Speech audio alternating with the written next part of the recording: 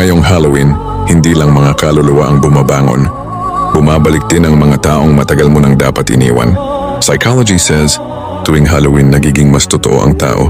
Dahil sa likod ng maskara, doon lumalabas ang shadow self. Ang parte ng pagkatao nating puno ng inggit, galit at pagnanasa. Kaya huwag mong sabihing laro lang ang costume. Dahil minsan, yun na talaga sila.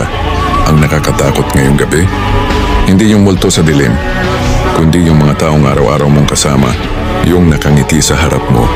Pero unti-unting sinisira ang reputasyon mo sa likod. Yung nagsasabing friend, pero nagdadasal na bumagsak ka. Sa mundo ngayon, hindi mo kailangan ng dasal para hindi ka multuhin. Kailangan mo ng awareness.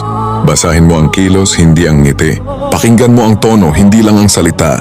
At tandaan, ang tunay na demonyo, hindi nagtatago sa dilim, nakikihalubilo siya sa liwanag. Kaya ngayong Halloween, huwag ka lang maghanda ng kandila para sa patay. Maghanda ka rin ng wisdom para sa buhay. Dahil ang pinakamalupit na halimaw, hindi sa sementeryo nakatira, kundi sa likod ng mga ngiting peke. Pa-like and follow.